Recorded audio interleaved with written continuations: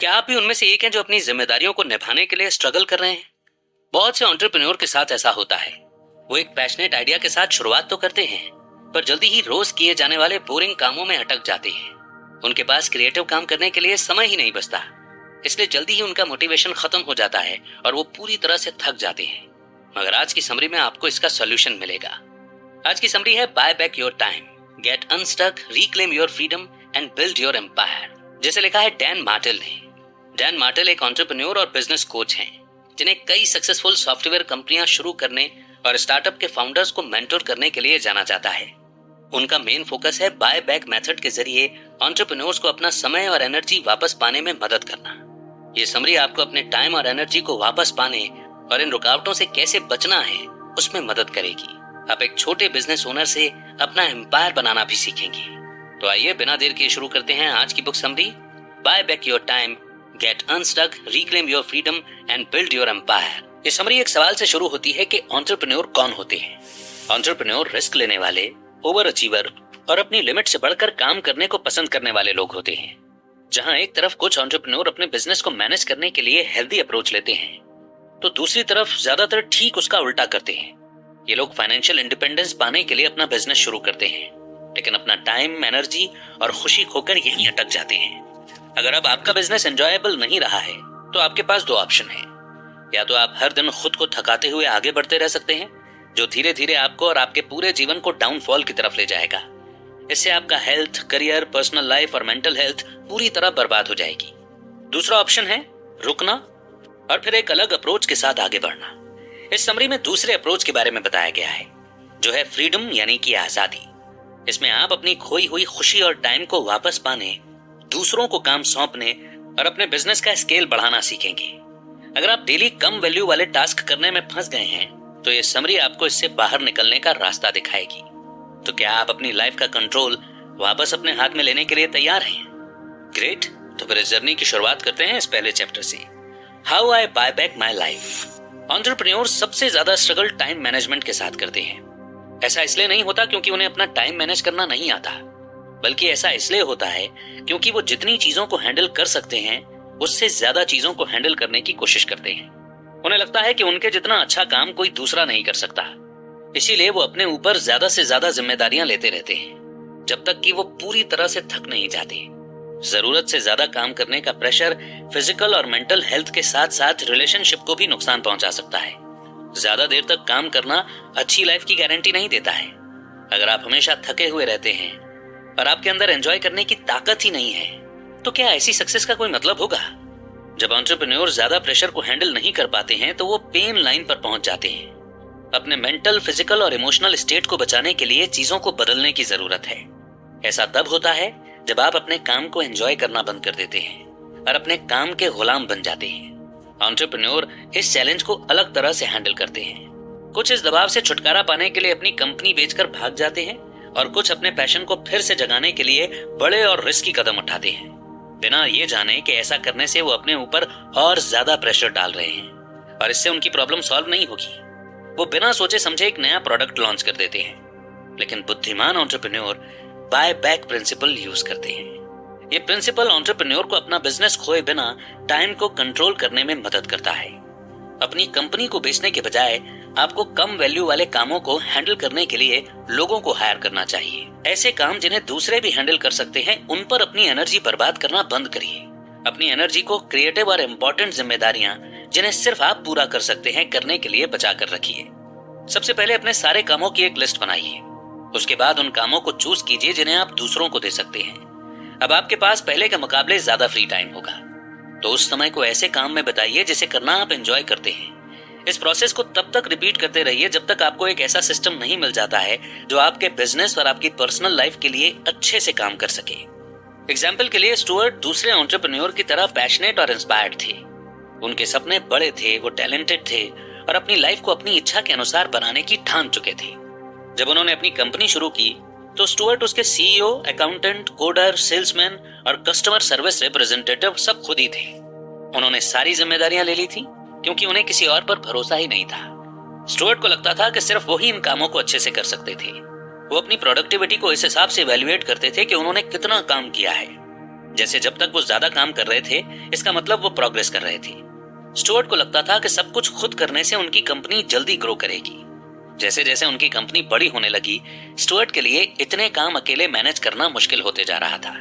जो काम पहले मैनेज किया जा सकता था उसे अब हैंडल करना इम्पॉसिबल हो गया था। इसलिए उन्होंने तय किया कि अब वो और भी ज्यादा घंटे काम करेंगे, यहाँ तक कि वीकेंड्स पर भी। इसका नतीजा ये हुआ कि स्टुअर्ट की पर्सनल लाइफ मुश्किल में आ गई। उन्होंने अपने परिवार और दोस्तों के साथ टाइम बिताना बंद कर दिया। वो बहुत स्ट्रेस और थकान से भरने लगे। इसलिए फिर उन्होंने वेकेशन पर जाने का मन बनाया। ये वेकेशन उनके लिए एक वेकअप कॉल की तरह साबित हुआ। स्टुअर्ट इस छुट्टी का एक सेकंड भी एंजॉय नहीं कर पाए। वो ज्यादातर समय बीमार महसूस कर रहे थे और बिस्तर पर ही पड़े रहते थे। वो फिजिकली और मेंटली इतना थक गए थे कि उनमें अपने परिवार के साथ समय बिताने की ताकत ही नहीं बची थी। ये स्टुअर्ट का पेन लाइन समय था। ये वो समय था जब उन्हें एहसास हुआ कि उन्हें सब कुछ ठीक करने के लिए कुछ चीजों को बदलना होगा। वेकेशन से लौटने के बाद स्टुअर्ट ने बाय बैक प्रिंसिपल को अप्लाई किया। उन्होंने बोरिंग और कम वैल्यू वाले कामों को दूसरे एम्प्लॉयज को सौंप दिया और खुद उन कामों पर फोकस किया जिन्हें वो करना एंजॉय करते थे। इसका नतीजा ये हुआ कि उनकी कंपनी पहले से ज्यादा सक्सेसफुल होने लगी और स्टुअर्ट के पास अपने परिवार और दोस्तों के साथ बिताने के लिए समय भी बचने लगा। इसलिए अगर आप जितना काम हैंडल कर सकते हैं उससे ज्यादा कर रहे हैं तो अपने पेन लाइन तक पहुंचने से पहले आपको रुक जाना चाहिए। अपनी प्रायोरिटी को फिर से इवैल्यूएट कीजिए। जो काम जरूरी नहीं है उन्हें दूसरों को दे दीजिए और आपको जो फ्री टाइम मिला है उसमें अपनी आजादी को सेलिब्रेट कीजिए। तो ये था समरी का बेसिक चैप्टर, जिसको अंडरस्टैंड करने के बाद बढ़ते हैं आगे नेक्स्ट चैप्टर की ओर, the 5 time assassins. Entrepreneur challenges को कैसे हैंडल करते हैं। इसमें से कुछ तो प्रेशर में भी फलते फूलते रहते हैं और कामयाब भी होते हैं। ये कॉन्फिडेंट एंटरप्रेन्योर मुसीबत आने के बावजूद भी अपने बिजनेस को आगे बढ़ाते रहते हैं और अपनी लाइफ को एंजॉय भी करते हैं, लेकिन कुछ स्ट्रगल करते रहते हैं जिसके कारण वो नुकसान पहुंचाने वाला बिहेवियर डेवलप कर लेते हैं। यहाँ सेल्फ डिस्ट्रक्शन यानी खुद को नुकसान पहुंचाने वाले 5 बिहेवियर के बारे में बताया गया है जिन्हें दूर करने में ज्यादा एंटरप्रेन्योर स्ट्रगल करते हैं। इन डिस्ट्रक्टिव बिहेवियर को 5 टाइम असैसिन्स कहा जाता है। इनमें पहला है स्टॉलर, जो अपने डर और सेल्फ डाउट की वजह से अपने सामने आने वाली ग्रोथ अपॉर्चुनिटी को रिजेक्ट कर देता है। जैसे वो इंपॉर्टेंट डिसीजन लेने में देरी करते हैं, जैसे किसी इंपॉर्टेंट इवेंट में बोलना या किसी दूसरी बड़ी कंपनी के साथ पार्टनरशिप कर लेना। दूसरा है स्पीड डेमन, जो इनके अपोजिट होते हैं। वो पूरी इंफॉर्मेशन जाने बिना तुरंत डिसीजन ले लेते हैं। जैसे वो ये जाने बिना कि जो पहला कैंडिडेट इंटरव्यू के लिए आया है उस पोजीशन के लिए फिट है भी या नहीं, उसे हायर कर लेते हैं। या वो एक ऐसा बिजनेस सॉल्यूशन चुन लेते हैं और उस पर सारे रिसोर्सेज लगा देते हैं जो बिल्कुल भी काम ना करे। तीसरा है सुपरवाइजर, जो दूसरों के ग्रोथ को बढ़ावा और सपोर्ट देने के बजाय बस उनकी कमियां निकालता रहता है। वो हमेशा दूसरों के कामों से असंतुष्ट रहता है, इसलिए सारे काम खुद करता है।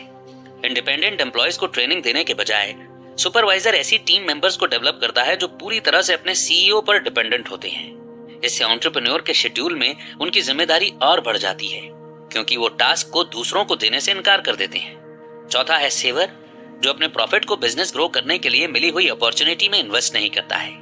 ये लोग सिक्योर फील करने के लिए पैसा बचाना पसंद करते हैं। ऐसा करने से वो अभी तो फाइनेंशियली सेफ फील कर सकते हैं, लेकिन ऐसा करके वो अपनी कंपनी के लॉन्ग टर्म सक्सेस को नुकसान पहुंचाते हैं।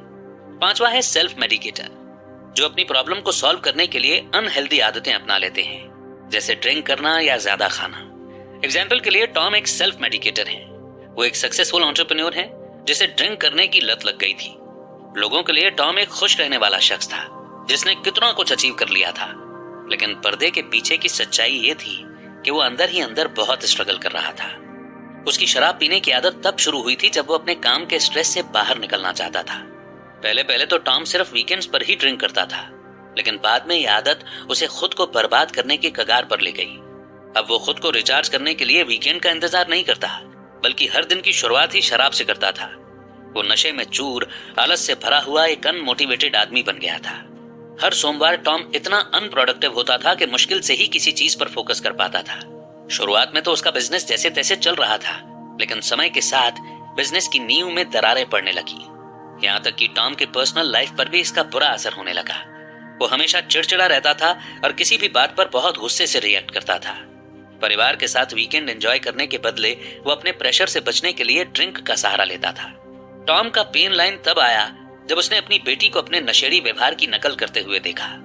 एक रात जब वो ड्रिंक कर रहा था तो उसने देखा कि उसकी छोटी सी बेटी ने सोडा का बॉटल लिया और नशे में चूर अपने पिता की एक्टिंग करने लगी। अब जाकर टॉम को एहसास हुआ कि अगर ऐसा ही चलता रहा तो उसका पूरा जीवन बिखर जाएगा। उसका बिजनेस, उसकी हेल्थ और उसके बच्चे सब उससे छिन जाएंगे। अपने बच्चों के लिए इस तरह का एग्जाम्पल सेट करना अच्छी बात नहीं थी। इसलिए टॉम ने इस डिस्ट्रक्टिव बिहेवियर का मुकाबला करने का फैसला किया। शराब की लत को छोड़ पाना आसान काम नहीं है। इसके लिए टॉम ने एक mental toughness program 75 hard join किया। इस प्रोग्राम में टॉम को रोज दिन में 2 बार वर्कआउट करने, स्ट्रिक्ट डाइट फॉलो करने, ज्यादा पानी पीने और 75 दिन तक यानी कि 75 डेज तक शराब न पीने के लिए कहा गया। इसमें बुक्स पढ़ने और अपनी प्रोग्रेस को ट्रैक करने जैसी प्रोडक्टिव एक्टिविटीज भी शामिल थी। शुरुआत में वीकेंड पर ड्रिंक करने की आदत को छोड़ने में टॉम को बहुत मुश्किल हुई, लेकिन जैसे जैसे हफ्ते बीतने लगे उसे इस प्रोग्राम का बेनिफिट दिखाई देने लगा। टॉम का जीवन तेजी से बदल रहा था, इसलिए वो और भी जोरों शोरों से इस पर मेहनत करने लगा। इसका नतीजा ये हुआ कि टॉम ने अपने जीवन के मकसद को फिर से खोज निकाला, अपने बिजनेस को फिर से खड़ा किया, अपने परिवार के साथ फिर से जुड़ने लगा और एक शराबी पिता के बजाय एक जिम्मेदार पिता बन गया, यानी एक ऐसा रोल मॉडल जिसकी उसकी बेटी को जरूरत थी। तो प्रेशर की सिचुएशन में आप कैसे रिस्पॉन्ड करते हैं? क्या आप अपनी लाइफ की प्रायोरिटीज को बैलेंस कर रहे हैं या फिर खुद को बर्बाद करने में लगे हुए हैं? अगर आप 5 टाइम असैसिन्स में से किसी एक के साथ भी स्ट्रगल कर रहे हैं तो रुक जाइए, अपने बिहेवियर को एनालाइज कीजिए और अपनी लाइफ चॉइसेस के बारे में फिर से सोचिए। बढ़ते हैं आगे नेक्स्ट चैप्टर की ओर, which is the only 3 traits that matter. Business owners 3 अलग अलग स्टेज पर हो सकते हैं। पहला, वो अपनी कंपनी में खुद एम्प्लॉय हो सकते हैं। अगर वो अपने समय को पैसा कमाने में लगाते हैं तो वो रेगुलर एम्प्लॉयज की तरह ही हैं, जिन्हें घंटे के हिसाब से पैसा दिया जाता है। वो अपने ऊपर बहुत सारी जिम्मेदारियां ले लेते हैं और इसी लेवल में फंसे रह जाते हैं। एम्प्लॉय का काम किसी को फिजिकली और मेंटली थका देने वाला होता है। हो सकता है कि आप बहुत पैसा कमा रहे हो, लेकिन आपके पास अपने टाइम पर कोई कंट्रोल या आजादी नहीं होगी। अंत में आप पूरी तरह से थक जाएंगे और हो सकता है कि दबाव में आप अपना बिजनेस ही बंद कर दें। दूसरा लेवल एंटरप्रेन्योर के लिए है। वो अपने पैसे को समय के लिए लगाते हैं। वो काम के प्रेशर को कम करने और थोड़ा ज्यादा टाइम बचाने के लिए दूसरों को काम सौंपते हैं। इसके लिए आप असिस्टेंट, एम्प्लॉइज और मैनेजर को हायर कर सकते हैं। कम वैल्यू वाले कामों में अपनी एनर्जी और टाइम बर्बाद करने के बजाय आप अपने पैशन को फॉलो कर सकते हैं। कुछ ऐसा करें जो आपको आगे बढ़ाने के लिए एक्साइट करता हो। आपके बिजनेस को हमेशा नए क्रिएटिव आइडिया की जरूरत होती है। आपका काम है इंस्पिरेशन का सोर्स बनना और अपने स्किल्स को डेवलप करते रहना। तीसरा लेवल है एम्पायर बिल्डर्स का। वो पैसों को और पैसा कमाने के लिए यूज करते हैं। जब एंटरप्रेन्योर अपने काम को दूसरों को बांटकर अपने टाइम को मास्टर कर लेते हैं तो वो अपने बिजनेस को ग्रो करने पर फोकस कर सकते हैं। वो अपनी इनकम को मल्टीप्लाई करने के लिए इन्वेस्ट भी कर सकते हैं। वो एक ऑटोमेटिक सिस्टम मॉडल बनाकर बिजनेस को चलने देते हैं। एक एम्पायर बिल्डर बनने के लिए आपको टाइम ऑडिट करना होगा। इसके लिए सबसे पहले हर 15 मिनट में लिखें कि आप क्या कर रहे हैं। ये जानने के लिए कि आपका टाइम कहां जा रहा है, इसे 2 हफ्तों तक कीजिए। अपने सभी प्रोडक्टिव या नॉन प्रोडक्टिव कामों को ईमानदारी से लिखिए। दूसरा, उन कामों को पहचानिए जिन्हें आप दूसरों से कम पैसे देकर करवा सकते हैं। एग्जाम्पल के लिए आप किसी को $10 देकर अपने इनबॉक्स को मैनेज करने जैसा कम वैल्यू वाले काम करवा सकते हैं। तीसरा, रेड और ग्रीन मार्कर यूज करके उन कामों को अलग अलग कीजिए जो आपको एनर्जी देते हैं और जो आपको थका देते हैं। यह आपको देखने में मदद करेगा कि आपको किस चीज पर फोकस करना चाहिए और किस चीज को छोड़ देना चाहिए। एग्जाम्पल के लिए, डैन डेरिक्स ग्रुप का सीईओ था। उसकी हर घंटे की कमाई थी $2500। वो एक ऐसा काम कर रहा था जिसके लिए हाई लेवल के स्किल की जरूरत थी, लेकिन फिर भी वो कम वैल्यू वाले काम जैसे रोज के ईमेल चेक करने में फंसा हुआ था। सालों तक डैन ने अपने ईमेल मैनेजमेंट का काम किसी और को देने से मना कर दिया। सभी ने उसे सलाह दी कि अपने इनबॉक्स को ऑर्गेनाइज करने के लिए एक असिस्टेंट को हायर कर लेना चाहिए, लेकिन डैन बहुत जिद्दी था। इस काम में बहुत टाइम लग जाता था और डैन को समझ नहीं आ रहा था कि इस समय को खाली करके वो ज्यादा इंपॉर्टेंट जिम्मेदारियों पर ध्यान कैसे फोकस कर सकता है। डैन को समझ आ रहा था कि वो अपना समय बर्बाद कर रहा है, लेकिन वो तब भी अपने इनबॉक्स के साथ इमोशनली जुड़ा हुआ था। जब उसने अपनी इस सोच को छोड़ा तब सब कुछ बदल गया। बर्बाद हो रहे समय की परवाह करने के बजाय उसने एनर्जी बचाने के बारे में सोचा। डैन को एहसास हुआ कि इनबॉक्स चेक करने से उसे थकान होने लगती है और वो परेशान और स्ट्रेस्ड भी हो जाता है। उसने इस बात को स्वीकार किया कि वो अपने ईमेल को यूज करके खुद को इंपॉर्टेंट कामों से डिस्ट्रैक्ट कर रहा था। उसे अपनी एनर्जी को हाई वैल्यू के काम जो उसे खुश और ज्यादा काम करने के लिए मोटिवेट करते हैं उनके लिए बचानी चाहिए। प्रॉब्लम को अलग नजरिए से देखने पर डैन ने इस आदत से जुड़े रहने के कारण होने वाले नुकसान को देखा। अब वो काम बांटने के लिए तैयार हो गया। उसने एक असिस्टेंट हायर किया और अपने फोन से ईमेल के ऐप को डिलीट कर दिया। इस डिसीजन ने उसके जीवन को बदल दिया। अब वो ईमेल के कारण डिस्ट्रैक्ट नहीं होता था और उन कामों पर फोकस कर सकता था जिन्हें करना उसे अच्छा लगता था, जैसे नेगोशिएशन करना, इन्वेस्टर्स के साथ मीटिंग करना और अपने बिजनेस को इंप्रूव करने के लिए नई स्ट्रेटेजी बनाना। अगर आप ज्यादातर थके हुए और डिस्ट्रैक्टेड रहते हैं तो आपका टाइम और एनर्जी कहाँ जा रहा है, ये जानने के लिए आपको टाइम ऑडिट की जरूरत है। अपने साथ ईमानदार रहिए और कम वैल्यू के कामों को दूसरों को दे दीजिए। आपका अल्टीमेट गोल है पहले एम्प्लॉय से एंटरप्रेन्योर बनना है और फिर एंटरप्रेन्योर से एम्पायर बिल्डर बनना। आइए बढ़ते हैं नेक्स्ट चैप्टर की ओर, which is the replacement ladder. Systemization का मतलब क्या है? इसका मतलब है हर चीज को आसान बनाने के लिए सिस्टम यूज करना। सिस्टम ज्यादा इफेक्टिव, ऑर्गेनाइज्ड और स्केलेबल होते हैं। जब आप किसी काम के लिए सिस्टम बनाते हैं तो आप उसे आसानी से किसी और को दे सकते हैं, क्योंकि कोई भी आपके सिस्टम को यूज करके सेम रिजल्ट अचीव कर सकता है। एक एंटरप्रेन्योर के रूप में आपका गोल है एम्प्लॉय के स्टेटस से खुद को दूर करके एक एम्पायर बिल्डर बनना। इसे आप अपने काम को दूसरों को देकर और खुद के लिए ज्यादा से ज्यादा समय निकालकर अचीव कर सकते हैं। आपको सिर्फ उन कामों पर फोकस करना है जो आपको खुशी देते हैं और आपके पूरे पोटेंशियल को बाहर लाते हैं। क्या आप अपने बिजनेस को नेक्स्ट लेवल तक नहीं ले जाना चाहते? सिस्टमाइजेशन आपको जल्दी से स्केल करने में मदद कर सकता है। अगर आप हर काम के लिए स्टेप बाय स्टेप सिस्टम बनाते हैं तो आपका बिजनेस आपकी मौजूदगी के बिना भी अच्छे से चल सकता है। आप अपने बचे हुए टाइम को किसी और चीज, जैसे अपनी कंपनी को ग्रो करने के लिए या किसी नए बिजनेस आइडिया में इन्वेस्ट करने के लिए लगा सकते हैं। रिप्लेसमेंट लैडर यूज करके स्केल बढ़ाना ज्यादा आसान हो जाता है। ये लैडर या सीढ़ी आपको एक एंटरप्रेन्योर के रूप में आपकी जिम्मेदारियां समझाता है। इस सीढ़ी पर और ऊपर जाने के लिए आपको अपने स्किल्स को अपग्रेड करते रहना होगा। एक रोल को पूरा करने के बाद दूसरे रोल की ओर बढ़ जाइए। अगर आप इस सीढ़ी पर चढ़ना जारी नहीं रखेंगे तो आप कम वैल्यू के काम करके नीचे के लेवल पर ही अटके रह जाएंगे। अगर आप इंप्रूव करते रहेंगे और कम जरूरी कामों को दूसरों को सौंप देंगे, तभी आप अपने बिजनेस को ग्रो कर पाएंगे और काम से मिली आजादी को एंजॉय कर पाएंगे। आप एक एंटरप्रेन्योर हैं। इसका मतलब ये बिल्कुल नहीं है कि आपको हमेशा बिजी रहना चाहिए। आप अपनी कंपनी के सीईओ होने के बाद भी वीकेंड पर छुट्टी ले सकते हैं, वेकेशन पर जा सकते हैं और अपना समय फन हॉबीज में बिता सकते हैं। रिप्लेसमेंट लैडर पर अलग अलग रंग्स यानी कि स्टेप्स या पायदान होते हैं। ये लैडर पर ऊपर चढ़ने के लिए अलग अलग स्टेप्स होते हैं और हर रंग डेलीगेशन के अलग फेज को दिखाता है। डेलीगेशन का पहला फेज है एक एडमिनिस्ट्रेटिव असिस्टेंट को हायर करना। एक असिस्टेंट को आपका इनबॉक्स और कैलेंडर मैनेज करना चाहिए। इन कामों को हैंडल करना इजी लगता है, लेकिन अगर आपने इस काम को किसी और को करने के लिए नहीं दिया तो आपका बहुत सारा टाइम और एनर्जी वेस्ट हो जाएगा।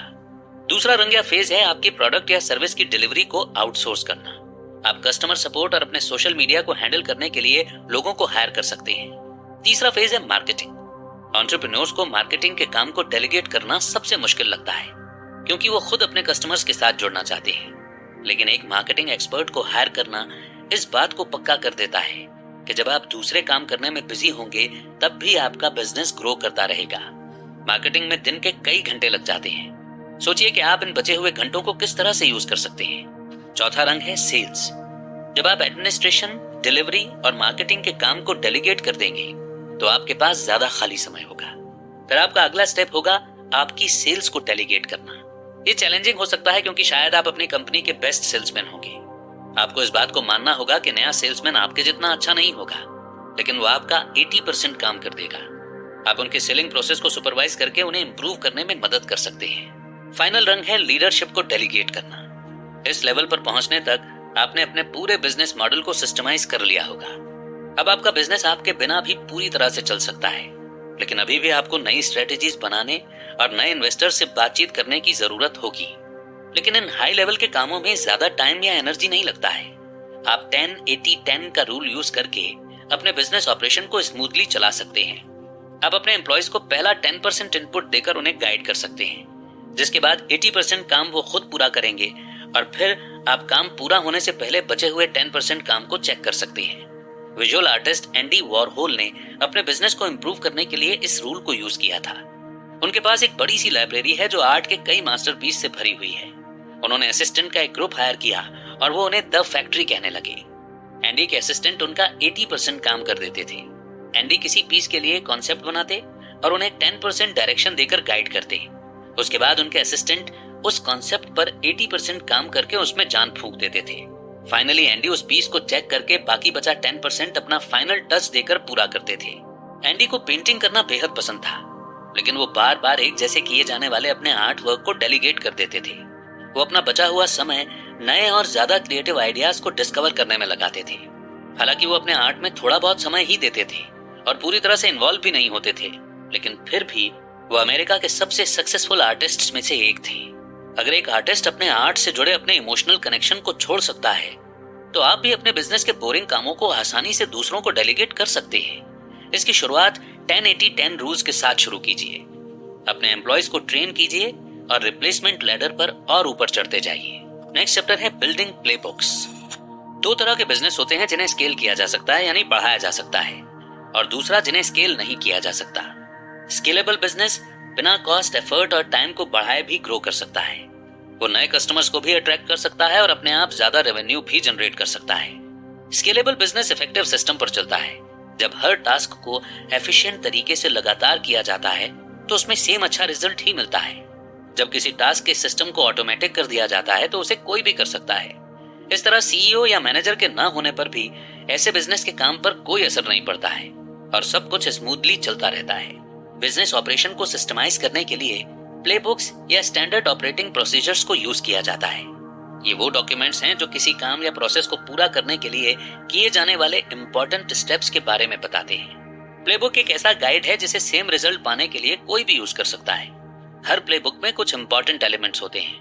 पहला, आपके पास एक कोर्स होना चाहिए जिसमें ज्यादा डिटेल्स के साथ सभी इंपॉर्टेंट स्टेप्स शामिल होने चाहिए। दूसरा, आपको एक केडेंस या किसी टास्क को करने की फ्रीक्वेंसी ऐड करनी होगी। जैसे किसी टास्क को डेली, वीकली, मंथली या साल में एक बार किया जा सकता है। तीसरा, हर प्लेबुक में एक चेकलिस्ट होनी चाहिए। ये एक ऐसी लिस्ट है जिसमें किसी काम को पूरा करने के लिए सभी जरूरी एक्शंस के बारे में लिखा होता है। चेकलिस्ट के जरिए इस बात का पता लगाया जा सकता है कि क्या हो चुका है और क्या करना बाकी है। आप कैमकॉर्डर मेथड यूज करके आसानी से प्लेबुक क्रिएट कर सकते हैं। कोई टास्क करते समय अपने कई वीडियोस रिकॉर्ड कीजिए। उसके बाद इन वीडियोस को देखकर वो सभी स्टेप्स लिखिए जिन्हें आपने फॉलो किया है। आपको इसे खुद करने की जरूरत नहीं है। अगर आपके पास टाइम नहीं है तो आप अपने असिस्टेंट से अपने बिजनेस ऑपरेशन के लिए प्लेबुक्स बनाने के लिए कह सकते हैं। एग्जाम्पल के लिए, पीटर ने अपने बिजनेस की प्रॉब्लम को सॉल्व करने के लिए एक प्लेबुक बनाया। वो एक प्लम्बर था और अपने छोटे से बिजनेस में लगभग हर काम खुद ही करता था। जैसे जैसे उसका बिजनेस बढ़ रहा था, उसके लिए इन जिम्मेदारियों को पूरा करना मुश्किल होता जा रहा था। पीटर को जितने ज्यादा क्लाइंट्स मिलते थे, उसे उतना ही ज्यादा काम करना पड़ता था। उसे इनवॉइस बनाने में, कस्टमर्स के सवालों का जवाब देने में और अधूरे कामों को पूरा करने में घंटों लग जाते थे। उसका पेपर वर्क भी बढ़ गया था और वो बाकी के कामों में इतना उलझ गया था कि अब उसे वो काम करने का समय ही नहीं मिलता था जो उसके लिए सबसे इंपॉर्टेंट था, और वो था प्लम्बिंग का काम। एक और बिजनेस ओनर से बात करने के बाद पीटर ने अपने बिलिंग प्रोसेस के लिए एक प्लेबुक बनाया। उसने कैमकॉर्डर मेथड यूज करके अपने बिल बनाने के स्टेप्स को रिकॉर्ड किया। जैसे वो इनवॉइस बनाकर उन्हें भेजता था, पेमेंट को ट्रैक करता था और कस्टमर्स को फॉलो अप कंफर्मेशन भी भेजता था। अब पीटर ने खुद को रिकॉर्ड करके उस वीडियो को अपने एक एम्प्लॉय को भेज दिया। फिर उसने अपने एम्प्लॉय को वीडियो में बताए गए स्टेप्स के अनुसार एक प्लेबुक बनाने को कहा। इस प्लेबुक में इनवॉइस भेजना, पेमेंट ट्रैक करना, क्लाइंट्स को रिमाइंड कराने के सिस्टम के बारे में डिटेल में बताया गया था। इसमें एक चेकलिस्ट भी था जो ये पक्का करता था कि सब काम ठीक तरीके से किया गया है। पीटर ने इस प्लेबुक के जरिए अपने नए असिस्टेंट को बिलिंग प्रोसेस हैंडल करने के लिए ट्रेन किया। इसका नतीजा ये हुआ कि पीटर को अब ये समय खाने वाला काम नहीं करना पड़ता था और उसके पास अपने प्लम्बिंग बिजनेस को ग्रो करने के लिए ज्यादा टाइम बचने लगा था। प्लेबुक के कारण उसका बिलिंग सिस्टम भी इंप्रूव हो गया था।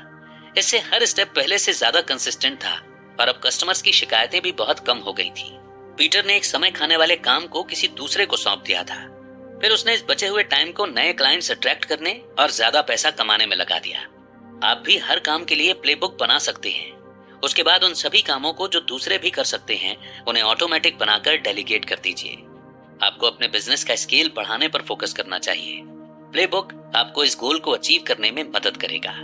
नेक्स्ट चैप्टर है योर परफेक्ट वीक।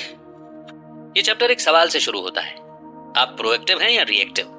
प्रोएक्टिव लोग अपने टाइम को लेकर बहुत कॉन्शियस यानी कि सचेत होते हैं। वो हर काम के लिए स्पेसिफिक टाइम डेडिकेट करते हैं। वो अपने कामों को प्रायोरिटी के हिसाब से प्लान करके अपने शेड्यूल को कंट्रोल करते हैं। रिएक्टिव लोग इसके ठीक उल्टा होते हैं। वो हर डिस्ट्रैक्शन पर रिएक्ट करते हैं और अपनी प्रायोरिटी पर फोकस नहीं करते हैं, इसलिए उनका पूरा दिन अस्त व्यस्त रहता है। वो अपना काम भी पूरा नहीं कर पाते हैं क्योंकि वो किसी भी चीज के लिए मना नहीं करते हैं। अगर आप रिएक्टिव टाइप के इंसान हैं तो आपको डेली इन 3 टाइम वेस्ट करने वाली चीजों से बचकर रहना होगा, जो है बफर टाइम, कॉन्टेक्स्ट स्विचिंग और ब्लीड टाइम। पहला यानी कि बफर टाइम का मतलब है अपने इंपॉर्टेंट कामों को पूरा करने के लिए उसमें थोड़ा समय और ऐड करना। जैसे अगर किसी टास्क को पूरा करने में आपकी उम्मीद से 10 मिनट का ज्यादा समय लग रहा है तो आप उसे अपने बफर टाइम में बिना अपने शेड्यूल को नुकसान पहुंचाए पूरा कर सकते हैं। दूसरा है कॉन्टेक्स्ट स्विचिंग, जिसका मतलब है बिना एक काम को खत्म करे दूसरे काम की तरफ बढ़ जाना। ये बहुत डिस्ट्रैक्टिंग होता है क्योंकि जब आप एक काम को अधूरा छोड़कर दूसरे काम पर स्विच करते हैं तो आप उतनी बार अपने टाइम और एनर्जी को खो देते हैं। जब आप किसी काम में पूरी तरह से फोकस्ड होते हैं तो आप फ्लो में काम करते हैं और उसे जल्दी पूरा कर पाते हैं। तीसरा है ब्लीड टाइम। ये उस टाइम को दिखाता है जिसे आप किसी काम की तैयारी करने में या किसी डिस्ट्रैक्शन की तरफ रिस्पॉन्ड करने में वेस्ट कर देते हैं। अगर आप इन टाइम वेस्टर्स को पहचान कर उन्हें ठीक कर लेंगे तो आप अपने दिन को और भी इफेक्टिव तरीके से यूज कर पाएंगे। आप अपनी प्रोडक्टिविटी को ज्यादा से ज्यादा बढ़ाने के लिए प्लानिंग और टास्क के बैच भी बना सकते हैं। अपने पूरे वीक की प्लानिंग करने से फायदा होता है क्योंकि आप अपने सबसे इंपॉर्टेंट कामों के लिए अपने टाइम को ब्लॉक कर सकते हैं और प्लान बनाकर डिस्ट्रैक्शन से बच भी सकते हैं। टास्क का बैच बनाने का मतलब है एक जैसे कामों का ग्रुप बनाकर उन्हें साथ साथ पूरा करना। ये कॉन्टेक्स्ट स्विचिंग को कम करके आपके फोकस को बढ़ाने में मदद करता है। आप परफेक्ट वीक मेथड को फॉलो करके भी वीकली शेड्यूल क्रिएट कर सकते हैं जो आपकी प्रायोरिटी और एनर्जी लेवल को दिखाता हो। इसकी शुरुआत टाइम और एनर्जी को ऑडिट करके कीजिए। इस बात को नोटिस कीजिए कि पूरे दिन में आप सबसे ज्यादा प्रोडक्टिव और एनर्जी से भरे हुए कब होते हैं। उसके बाद इसके हिसाब से अपने वीक को डिजाइन कीजिए। अपने सबसे इंपॉर्टेंट काम को उस समय कीजिए जब आपका एनर्जी लेवल सबसे ज्यादा होता है और दिन के खत्म होने तक फोन कॉल्स को इग्नोर कीजिए। अनएक्सपेक्टेड डिस्ट्रैक्शंस की भरपाई करने के लिए बफर टाइम ऐड कीजिए और एक जैसे कामों को एक बैच में रखिए। फाइनली अपने शेड्यूल पर कमिटेड रहिए। आपका परफेक्ट प्लान सिर्फ तभी काम करेगा जब आप उसे सीरियसली फॉलो करेंगे। एग्जाम्पल के लिए रेचल एक बुटीक की ओनर है जिसके ऊपर बहुत सारी जिम्मेदारियां थी। वो एक बिजनेस ओनर, वाइफ और माँ सभी की जिम्मेदारियां निभा रही थी जिन्हें बैलेंस करना बहुत चैलेंजिंग था। रेचल एक फिटनेस फ्रीक भी थी जो कि 75 हार्ड प्रोग्राम ज्वाइन करना चाहती थी। इस प्रोग्राम में स्ट्रिक्ट डाइट फॉलो करना, वर्कआउट शेड्यूल बनाना और डेली ढेर सारा पानी पीना भी शामिल था। इस प्रोग्राम के प्रति कमिटेड रहना बेहद जरूरी था, वरना एक दिन भी मिस हो जाने पर रेचल को दोबारा से इसे डे 1 से शुरू करना पड़ता। रेचल जानती थी कि वो इस प्रोग्राम को ज्वाइन नहीं कर पाएंगी क्योंकि वो हमेशा ही डिस्ट्रैक्टेड रहती थी। जब भी वो कुछ करने का प्लान करती तो उसके परिवार और बिजनेस की जिम्मेदारियों का प्रेशर उसके पूरे दिन को बर्बाद कर देता था। लेकिन जब रेचल को परफेक्ट वीक के बारे में पता चला तो सब कुछ बदल गया। उसने अपने टाइम को ट्रैक कर इस बात को समझा कि उसका सबसे ज्यादा टाइम और एनर्जी कहाँ वेस्ट हो रहा था। फिर उसने 75 हार्ड चैलेंज के लिए अपने टाइम को ब्लॉक कर दिया। अपने वीक को स्ट्रक्चर करने से रेचल को अपने बुटीक को चलाने, अपनी फैमिली के साथ टाइम बिताने और अपने फिटनेस चैलेंज के लिए कमिटेड रहने में मदद मिली। ज्यादा जिम्मेदारियां होने का मतलब ये नहीं है कि आप उन्हें बैलेंस नहीं कर सकते हैं। आपको सिर्फ अपने टाइम को ऑडिट करके टाइम वेस्टर्स को अवॉइड करने की जरूरत है और अपने आने वाले हफ्ते को पहले से प्लान करने की जरूरत है। इस इंपॉर्टेंट चैप्टर को अंडरस्टैंड करने के बाद बढ़ते हैं आगे नेक्स्ट चैप्टर की ओर। The only 4 time hacks you need. सभी हैक्स प्रोडक्टिव नहीं होते। हैक का मतलब किसी प्रॉब्लम का क्विक सॉल्यूशन। हालांकि ये कुछ समय के लिए तो चीजों को फिक्स कर सकता है, लेकिन किसी प्रॉब्लम को जड़ से ठीक करने के लिए ध्यान से सोचने और प्लानिंग करने की जरूरत होती है। बिजनेस के लिए कुछ हैक्स ही काम आते हैं। इस चैप्टर में बिजनेस के ग्रोथ के लिए सबसे वैल्यूएबल 4 हैक्स के बारे में बताया जाएगा। इनमें सबसे पहला है $50 मैजिक पिल, जिसमें किसी बिजनेस प्रॉब्लम को इंडिपेंडेंटली यानी खुद सॉल्व करने के लिए किसी एम्प्लॉय को थोड़ा पैसा दिया जाता है। ये स्ट्रेटेजी एम्प्लॉयज को किसी प्रॉब्लम को सॉल्व करने के प्रोसेस में एक्टिव होकर शामिल करने के लिए मोटिवेट करती है। एग्जाम्पल के लिए, सारा आपकी कंपनी में एक एम्प्लॉय है। एक दिन उसने नोटिस किया कि प्रिंटर काम नहीं कर रहा था, जिसकी वजह से बिजनेस के कामों को पूरा करने में देर हो रही थी। अपने मैनेजर से इजाजत लेने का इंतजार करने के बजाय सारा ने $50 का इस्तेमाल करके प्रिंटर को ठीक करवा लिया। उसे अपने बॉस को कोई फॉर्म भरकर नहीं देना पड़ा और वो तुरंत एक रिपेयर शॉप में चली गई। इसका नतीजा ये हुआ कि ऑफिस के काम उसी दिन पूरे हो पाए। अगर इस ऑफिस में $50 मैजिक पिल की स्ट्रेटेजी यूज नहीं की जाती तो सारा को एक नए प्रिंटर के लिए मैनेजर के ऑर्डर देने तक का इंतजार करना पड़ता, जिससे प्रोडक्टिव वर्क करने वाले कई दिन वेस्ट हो जाते। दूसरा, आप sync meetings with a repeat agenda strategy use कर सकते हैं। ये मीटिंग्स लीडर और उनके असिस्टेंट डिसाइड करते हैं और ये रेगुलर और स्ट्रक्चर्ड होते हैं। इन मीटिंग्स में डेली के टास्क और फ्यूचर की रिस्पॉन्सिबिलिटी के बारे में डिस्कस किया जा सकता है। एग्जाम्पल के लिए आप अपने असिस्टेंट के साथ डेली मीटिंग रख सकते हैं, जिसमें आप अपने कैलेंडर को चेक कर सकते हैं, किए गए काम को रिव्यू कर सकते हैं और अगले दिन या अगले हफ्ते क्या करने की जरूरत है उसके बारे में डिस्कशन कर सकते हैं। आप इस एजेंडा को हर दिन इस्तेमाल करके अपने असिस्टेंट को यह समझा सकते हैं कि आप कैसे सोचते हैं और किस तरह से डिसीजन लेते हैं, ताकि आगे चलकर आपका असिस्टेंट इन कामों को बिना आपके भी हैंडल कर सके। तीसरा, ये डिफाइन करें कि क्या हो चुका है या क्या किया गया है, क्या चीज किसी काम को कंप्लीट करती है। ये समझने के लिए डेफिनेशन ऑफ डन यानी कि DOD को समझना जरूरी है। जब CEO किसी काम को डेलीगेट करते हैं तो DOD एम्प्लॉइज को ठीक वैसे ही टास्क को एग्जीक्यूट करने में मदद करता है जैसा कि CEO चाहते हैं। इससे कोई गलतफहमी नहीं होती है और सिर्फ हाई क्वालिटी का काम और इफेक्टिव कम्युनिकेशन होता है। फाइनली 1:3:1 रूल प्रॉब्लम सॉल्व करने के प्रोसीजर को सिंपल बनाता है। इस स्ट्रेटेजी में कहा गया है कि जब एम्प्लॉइज किसी प्रॉब्लम का सामना करते हैं तो उन्हें उसके लिए 3 सॉल्यूशन डेवलप करने चाहिए और उनमें से बेस्ट को चुनकर अपने लीडर को दिखाना चाहिए। एग्जाम्पल के लिए, अगर एक टीम किसी प्रोजेक्ट को खत्म नहीं कर पा रही है तो सबसे पहले उन्हें समझना चाहिए कि आखिर प्रॉब्लम है क्या। उसके बाद उन्हें दिमाग लगाकर 3 सॉल्यूशन निकालने चाहिए और फिर सबसे इफेक्टिव सॉल्यूशन को चूज करके उसके बारे में अपने CEO से डिस्कस करना चाहिए। अगर आप इन 4 स्ट्रेटजीज को यूज करना चाहते हैं तो इन्हें हैक्स मत कहिए। अगर आप अपने एम्प्लॉयज से कहेंगे कि उन्हें कुछ नए हैक्स को फॉलो करना है तो वो इसे सीरियसली नहीं लेंगे। हैक शब्द इनफॉर्मल है और दिखाता है कि वो स्ट्रेटेजी बस एक टेम्पररी सॉल्यूशन है। दूसरी ओर स्ट्रेटेजी डिसिप्लिन और कमिटमेंट को प्रमोट करती है। अपने एम्प्लॉयज को बताइए कि आप उनसे क्या उम्मीद करते हैं और उनके प्रोग्रेस को सपोर्ट कीजिए। एक लीडर के रूप में आपको अपने ईगो को भी छोड़ना होगा। लीडर्स को लगता है कि बिजनेस में आने वाले प्रॉब्लम्स को सॉल्व करना बस उनकी जिम्मेदारी है, लेकिन ये सोच इंडिपेंडेंस को बढ़ावा नहीं दे पाएगी और ना ही दूसरों के काम को सौंपने के प्रोग्रेस को आसान बना पाएगी। आपको अपने एम्प्लॉयज को सपोर्ट करना चाहिए, लेकिन उन्हें ग्रो करने के लिए स्पेस भी देना चाहिए। इस चैप्टर में बताई गई स्ट्रेटेजीज को यूज करके आप अपने एम्प्लॉयज को पहल करने या खुद आगे आने के लिए इंकरेज कर सकते हैं। आप अभी भी फाइनल रिजल्ट को सुपरवाइज कर सकते हैं, लेकिन आपको हर टास्क की पूरी जिम्मेदारी देने की जरूरत नहीं है। आपका मकसद अपने शेड्यूल में ज्यादा से ज्यादा एनर्जी और टाइम फ्री करने का होना चाहिए। अगर आप अपने ईगो को छोड़ेंगे नहीं तो आप कुछ भी डेलीगेट या आउटसोर्स नहीं कर पाएंगे। एक एम्प्लॉय की तरह सोचना बंद करके एक एम्पायर बिल्डर की तरह सोचिए। अपने लोगों पर भरोसा कीजिए और उन्हें गलतियां करने दीजिए। इसी तरह वो सीखेंगे और आपकी टीम के पावरफुल मेंबर बनेंगे। जरा सोचिए कि अगर आपकी टीम का हर मेंबर अच्छी तरह से काम करता है, प्रॉब्लम्स को इंडिपेंडेंटली खुद सॉल्व कर लेता है और अपने शेड्यूल को मैनेज करता है, तो आपकी कंपनी कितना ज्यादा ग्रो करने लगेगी। इसलिए अपने ईगो को छोड़िए और इन 4 स्ट्रेटेजीज को फॉलो करके अपने समय को वापस हासिल कर लीजिए। और इसी के साथ हम उस मोड पर पहुंच गए हैं जिसे हम कहते हैं कंक्लूजन। यानी अभी तक हमने जितने भी चैप्टर्स पढ़े, सुने, समझे, उनके की पॉइंट्स और की लर्निंग को हम यहाँ पर रिवाइज करेंगे। एक एंटरप्रेन्योर के रूप में आप अपने बिजनेस के प्रेशर को हैंडल करने के लिए स्ट्रगल कर रहे होंगे। आप या सब कुछ खुद कर सकते हैं या अपना टाइम और आजादी वापस पाना सीख सकते हैं। इस समरी में आपने एंटरप्रेन्योर के सामने आने वाली रुकावटों के बारे में और हर चैलेंज के सॉल्यूशन के बारे में जाना। सबसे पहले आपने सीखा कि एंटरप्रेन्योर हमेशा कड़ी मेहनत करते हैं जब तक वो पूरी तरह से थक नहीं जाते, और ऐसा करने से वो अपने पेन लाइन पर पहुंच जाते हैं।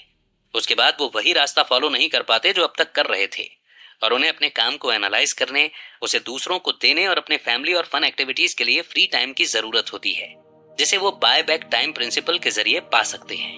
दूसरा, आपने जाना कि आप अपने प्रेशर की तरफ रिस्पॉन्ड करने के लिए सेल्फ डिस्ट्रक्टिव बिहेवियर डेवलप कर लेते हैं। आपको इन 5 टाइम असेसेंस को पहचानना होगा, जो हैं the staller, supervisor, self medicator, speed demon और द सेवर, और इन्हें दूर करने के लिए लड़ना होगा।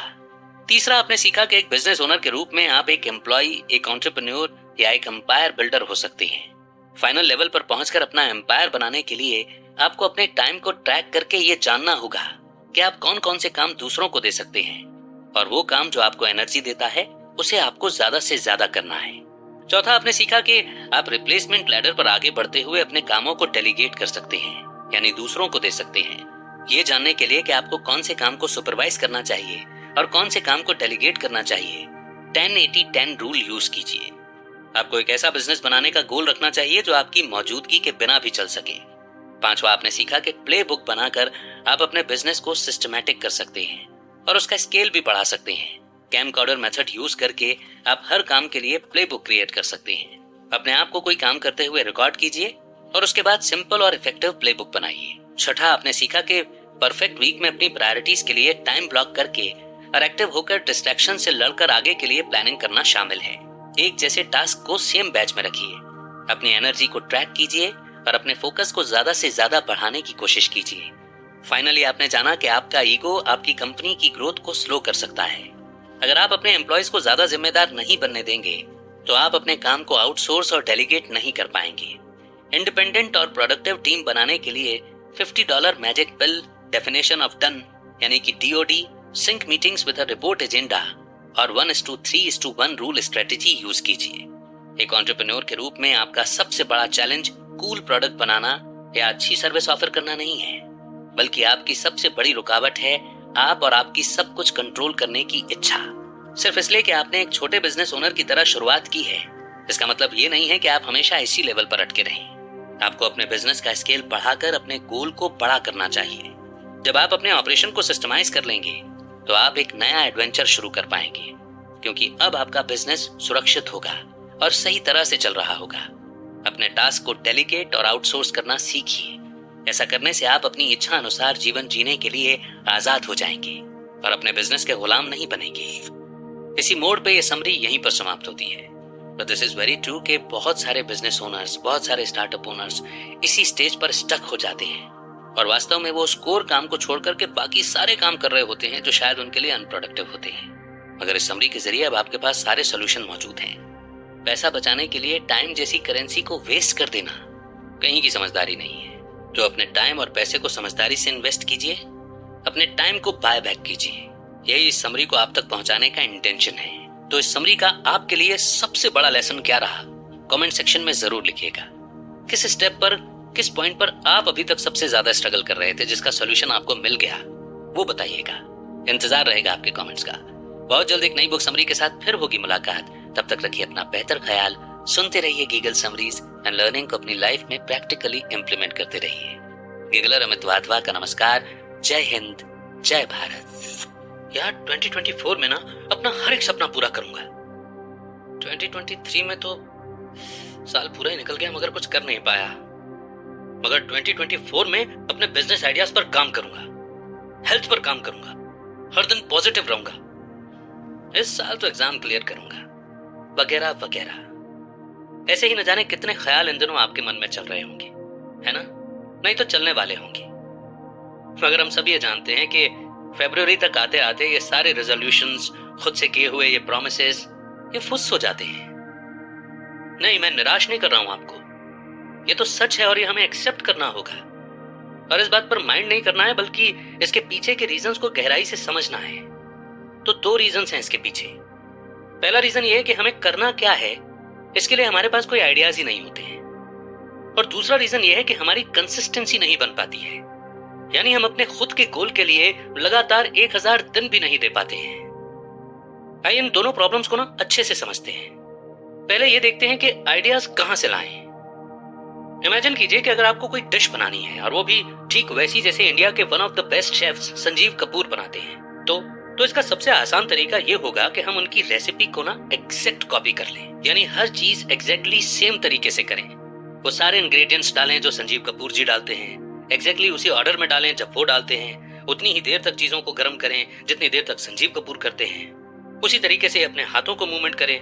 एग्जैक्टली हर चीज वैसे ही करें जैसी संजीव कपूर करते हैं। तो अब हमें पता है कि हमारी डिश भी एग्जैक्टली वैसी ही बनेगी जैसी उनकी बनती है। तो कहने का मतलब यह है कि बनाने वाले पर यह डिपेंड नहीं करता कि डिश कैसी है, बल्कि इस पर डिपेंड करता है कि हम बनाने के लिए रेसिपी कौन सी यूज कर रहे हैं। और अगर सक्सेस के कॉन्टेक्स्ट में इसकी बात करें तो इंसान की सक्सेस की रेसिपी उसके आइडियाज हैं जो कि महान लोगों की बुक्स में दिए गए हैं। जरा इमेजिन कीजिए कि जैसे वॉरेन बफे ने अपने 12 साल की उम्र में वो बुक पढ़ी थी 1000 वेज टू मेक $1000, और अगर आपने भी अपनी 12 साल की उम्र में ये बुक पढ़ ली होती तो क्या आपका सारा टीनेज वाला टाइम थोड़ा अलग तरीके से नहीं गुजरता?